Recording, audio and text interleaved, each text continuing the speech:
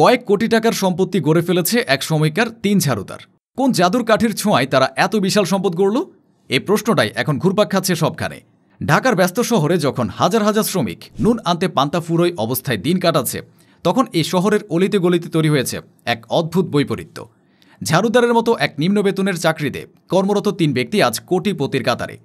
কিভাবে সম্ভব হলো এই রূপকথার মতো রূপান্তর? এই প্রতিবেদনের মধ্যে লুকিয়ে আছে সেই উত্তর। প্রথমে আসা যাক আব্দুল লতিফের কথায়। তিনি পরিচ্ছন্নতা কর্মী হিসেবে চাকরি জীবন শুরু করেন।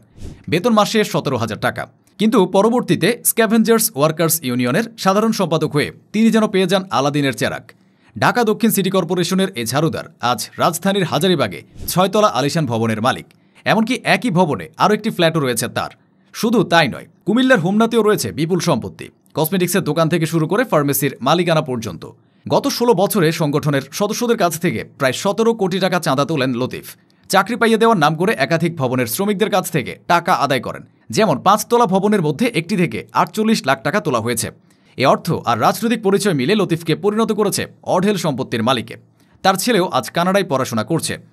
একই গল্প আব্দুল জলিলের ক্ষেত্রেও। তিনি স্ক্যাভেঞ্জার্সের সহসভাপতি এবং ঢাকা দক্ষিণ সিটির ঝাড়ুদার। বেতন ১৭,২৫০ টাকা হলেও যাত্রাবাড়ির রায়েরবাগে ৩ তলা বাড়ির মালিক তিনি। সহকর্মীরা জানান কামরাঙ্গী চরেও তার আরও সম্পত্তি আছে, যদিও তিনি এসব বিষয়ে মুখ খুলতে চান না। তৃতীয় ব্যক্তি একলাস। কেরানীগঞ্জের খোলামোড়া এলাকায় তিনি ৫ তলা ভবনের মালিক। পাশে আরেকটি নির্মাণাধীন ভবনেও তার শেয়ার আছে।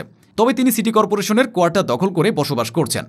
এই কোটিপতি ঝাড়ুদারদের অধিকাংশই নিজেরা আজ ঝাড়ু দেওয়ার কাজ করেন না। তারা অন্যদের দিয়ে কাজ করিয়ে বেতনের অর্ধেক নিজেদের পকেটে রাখেন। এমনকি অভিযোগ আছে, যারা টাকা দিতে পারে তারাই চাকরি পায়। দরিদ্র প্রকৃত কর্মীর ভাগ্যে কাজ জোটে না।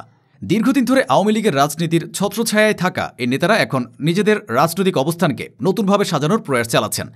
একসময় তারা ক্ষমতাসীন দলের নানান সুযোগ সুবিধা পেত, প্রভাব আর ছত্রছায়া কাজে লাগিয়ে অঢেল সম্পত্তির মালিক হয়েছেন।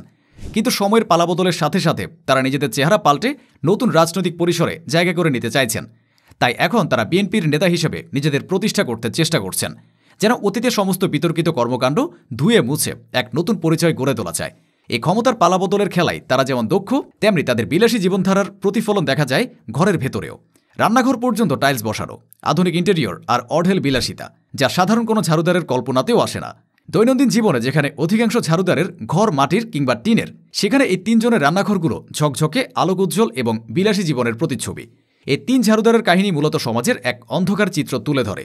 একদিকে হাজারো পরিচ্ছন্নতা কর্মী ন্যূনতম বেতনে দিন গুজরান করে, অন্যদিকে কয়েকজন নেতা চাঁদাবাজি আর রাজনৈতিক প্রভাবের মাধ্যমে কোটিপতি হয়ে ওঠে। এ গল্প শুধু ৩ জনের নয়, এটি একটি ব্যবস্থার প্রতিচ্ছবি। রাজনৈতিক ক্ষমতা, দুর্নীতি আর অপ্রতিরোধ্য চাঁদাবাজি কিভাবে একটি নিম্নবিত্ত চাকরিকে কোটিপতির স্তরে নিয়ে যেতে পারে, সেটাই স্পষ্ট হয় এদের জীবন থেকে। এই গল্প সমাজে এক কঠিন প্রশ্ন ছুড়ে দেয়: ন্যায্য শ্রমের মূল্য কে পায়, আর চাতুর্য আর প্রভাব খাটিয়ে কে হয়ে যায় সম্পদের মালিক?